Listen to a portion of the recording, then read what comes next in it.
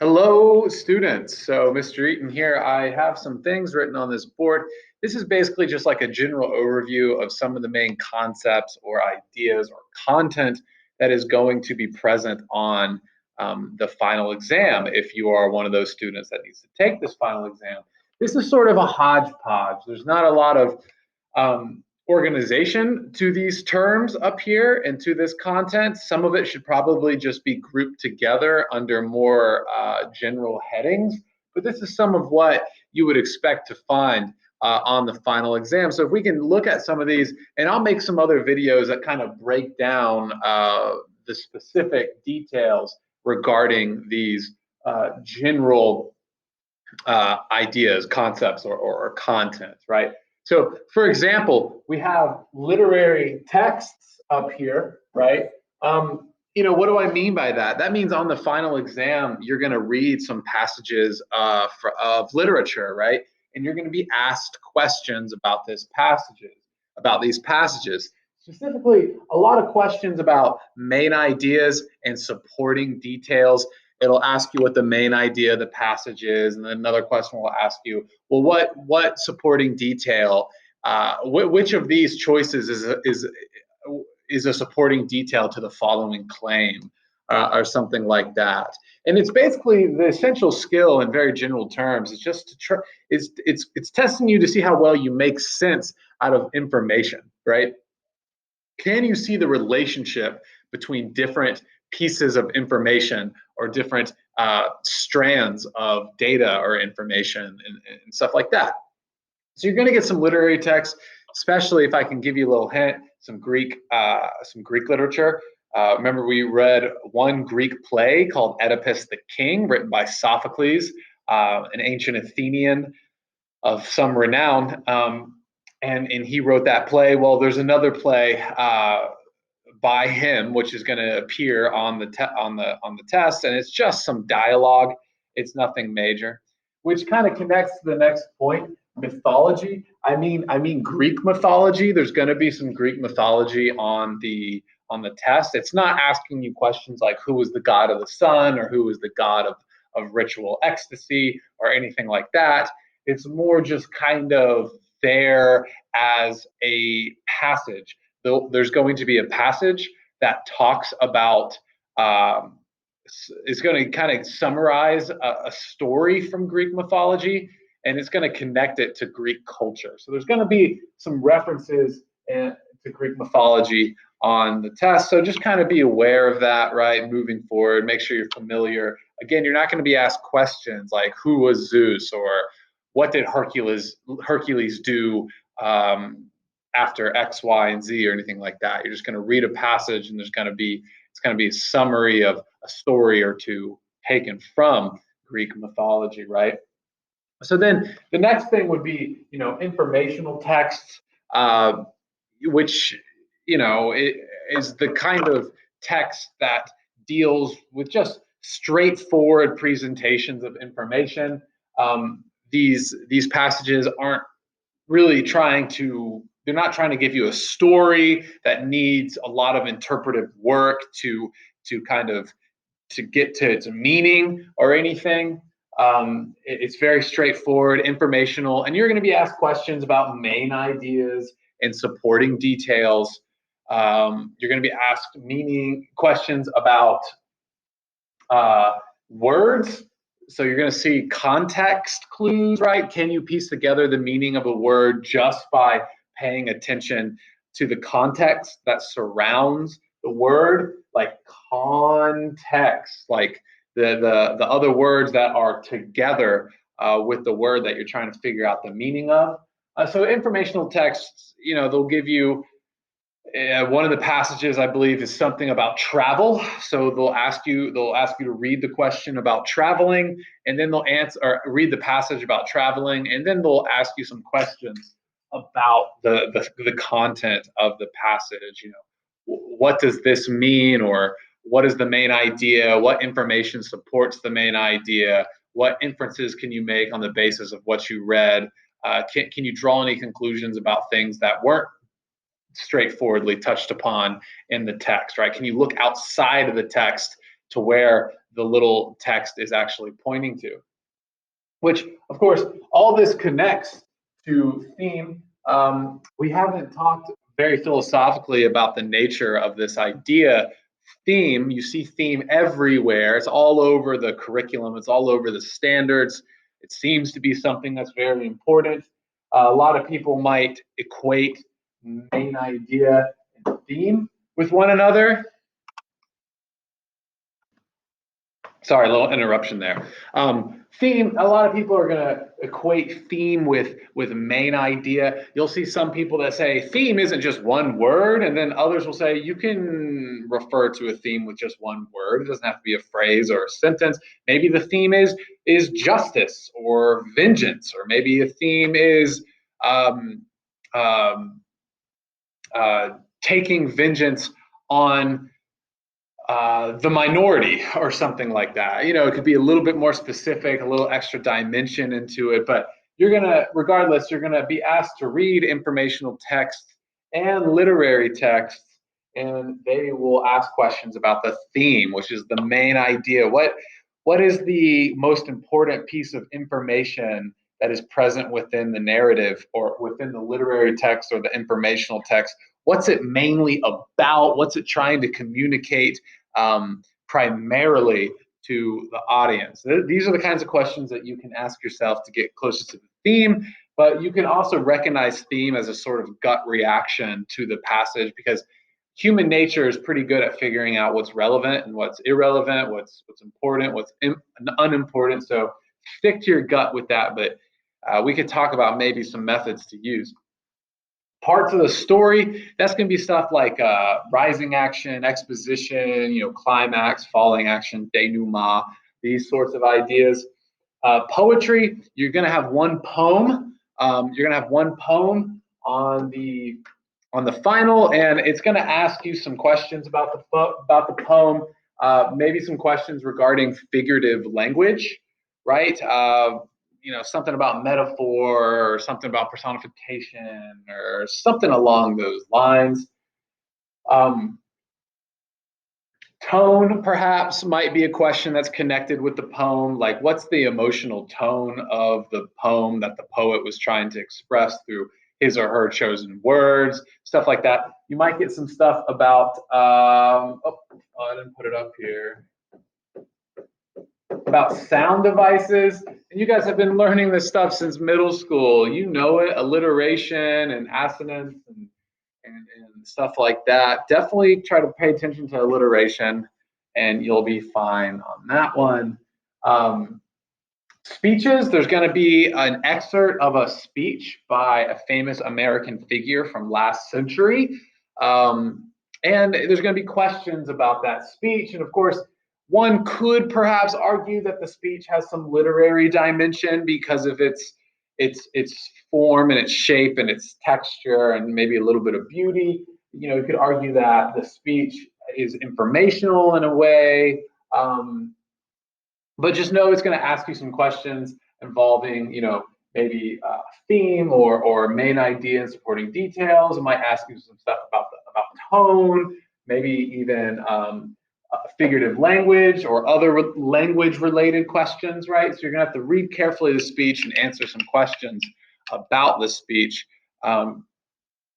Irony will be on the final exam. You have your different types of irony, which you can look up. You have dramatic irony, historical irony, verbal irony, and I think situational irony. There's different classes of irony, I suppose, that thinkers in this realm might describe.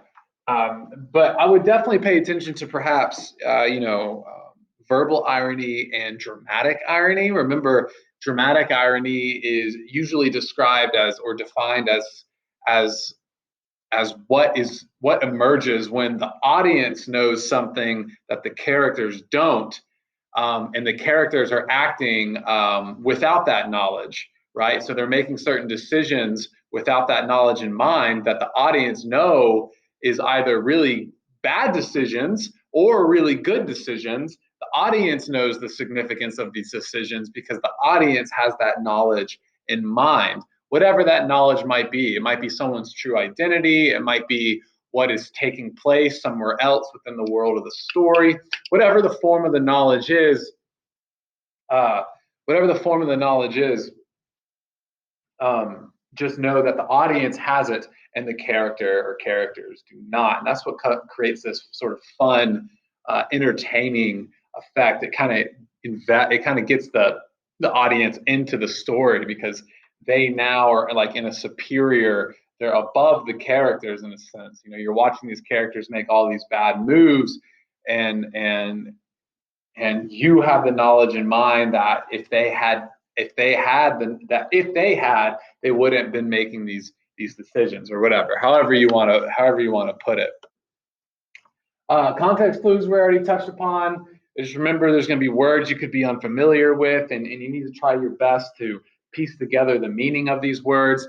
And this really helps if you have some grammatical knowledge of the parts of speech, right? Like nouns, adverbs, adjectives, conjunctions, prepositions, interjections, and pronouns, right? If you have this, it's helpful to have this grammatical knowledge when trying to piece together the meaning of a word, but look at other words around that word. Try to pick up on the tone. That might help you to see whether the word is more positive or negative, light or dark, or what have you. Charts is a very interesting one. There's a pie chart or a pie graph or whatever on the test. And I've got to admit, it is like the simplest question. I can't even believe it's on the final exam. You know, I didn't have a hand or say in that, so if I can hedge myself a little bit. But you're going to be asked a basic question or two to assess whether you can read numbers as given to you in the form of a pie chart, which I have full confidence that all of my students are going to be able to do that. Language. You know, we can group that together with figurative language, which can be grouped sometimes with speeches, you know, irony, poet. It can be grouped with a lot of stuff. There's going to be questions that are about language, mostly about figurative language or sound devices, that kind of thing, right? Just be paying attention. Try to assess yourself. How much about the English language do you actually know? But most of us, we've been reading some pretty awesome literature in this class, and we've read some pretty awesome stuff. And I think everyone has gotten a little bit more literate in my class, which if that's the case, then, you know, we're pretty successful. Tone, I've talked about that. You know, tone is really big in writing. It's big in verbal speech making. It's big in conversation. You know, you pick up on people's tone of voice, and it can help you get clearer about what they're saying or why they're saying it, or you know, how, for sure. In poetry, a lot of people want to look at the poem and try to get to the bottom of its meaning by paying attention to the tone, which can be difficult because you don't have the actual poet reciting the poem aloud for you, giving all the differences in the way they pronounce certain words or what shifts in tone there might be. You know, in snap of a finger, maybe there's a shift of a tone, one word after another. Who knows what the poet's trying to do? There's a lot of room for creativity. I mean, you know, human creativity is, as it were, vast and infinite. But tone is going to be important. Try to, you know, group everything into a darker, a lighter tone, and everything in between. And you'll be fine there. You know, there's sarcastic tones, angry tones, grumpy tones, moody tones, happy tones, all these kinds of things. And pay attention to diction, which is the choice of words of the writer. These two are oftentimes connected in people's mind when they think about language and analyzing people's meaning. Like, well, what words did they use? How did they speak them? With what tone of voice, right? Why did they choose these words instead of these other words that would have worked in that context? Come on in, Matt. All right, sorry guys, it was another interruption by a teacher, but that's okay. The video is kind of getting a little long anyway. I definitely want to keep it under 20 minutes. I'm not even sure if you guys are going to watch this far, but I think I left off talking about the connection between tone and diction, but I just talked to a teacher for like 6 minutes, so I kind of lost my train of thought. So we'll move on. We have soliloquies. Soliloquies are, I guess, like you would call it a structural device that playwrights, people who write plays, use to give their play structure.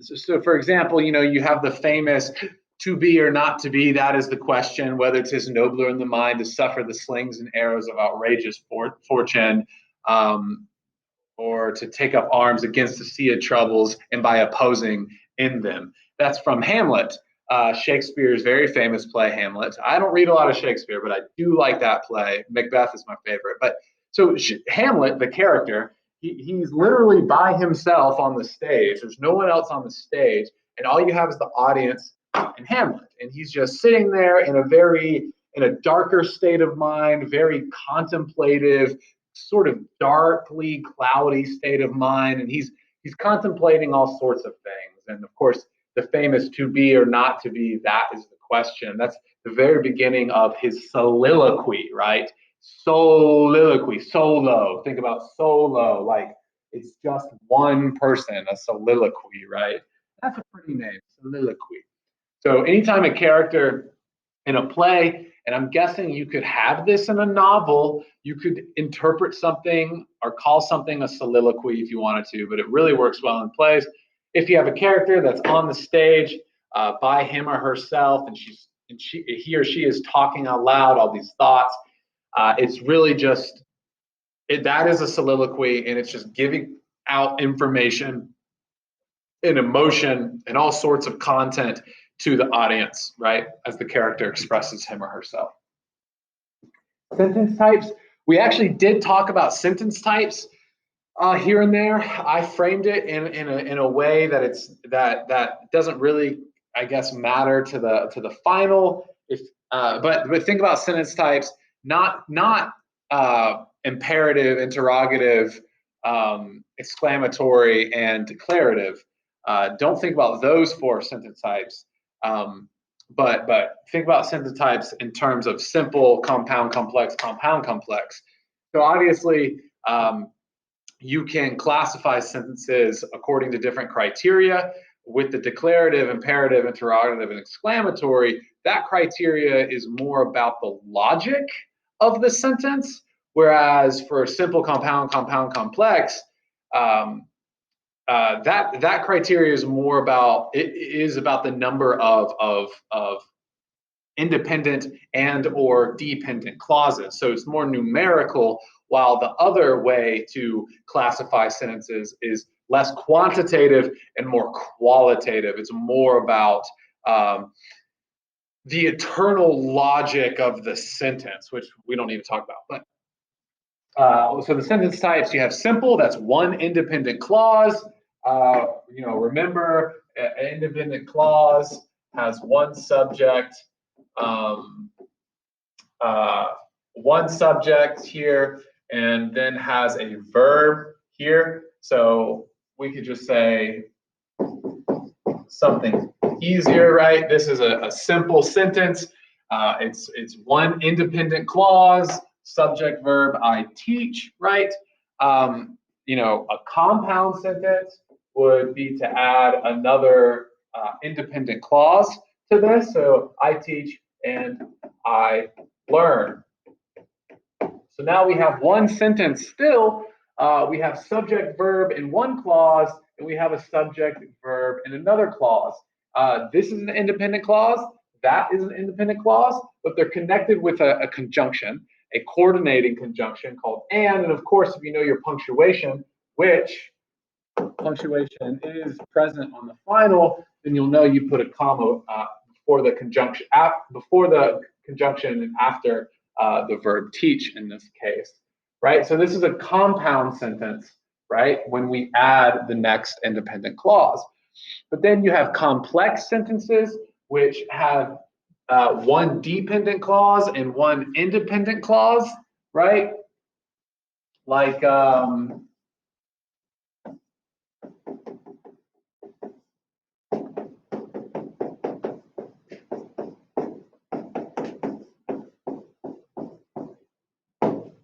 this is called a complex sentence. We have an independent clause with the subject and a verb, I learn, But then we have a dependent clause that has a subject and a verb, but it also has what's called a subordinating conjunction. This is called a subordinating conjunction. And really, we're not going to go into that, okay? But this is, although is an example in this context of a subordinating conjunction. So here we have a complex sentence, right? Now, what is a compound complex sentence? Well, it would just be combining these together. You would say, I teach and I learn, although you would say, see, teach and I learn, although I'm young, right? So we have one independent clause here with the subject and verb, comma, coordinating conjunction, another independent clause here, subject verb, and then we have a dependent clause with our subject and verb and that subordinating conjunction right here, right? So this is a simple sentence right here. That by itself is a simple sentence. When you have all of it together, you have a compound sentence. Here we have a compound complex, or just a complex sentence with one dependent clause and one independent clause. And then down here we have a compound complex sentence, which has two independent clauses and one dependent clause with this, although I'm young, right? I did not intend on going that in depth into these concepts, but if you like that sort of stuff, then there you go. It's going to be on test. Unless we have some punctuation on there, we have some stuff dealing with colons, semicolons, commas, and hyphens, which I can talk about. And last but not least, we do have sound devices, which I have already spoken about in the context of poetry, right? Which, think about alliteration. Think about alliteration. Again, think about alliteration. So this was kind of an overview of some of the main concepts or ideas or topics or material or content, whatever, however you want to call this stuff, that's going to be on the final exam. I'm going to make some other videos that kind of touch on some of this stuff a little bit more particularly, okay? We're going into more specific detail with these general, with this general content, okay?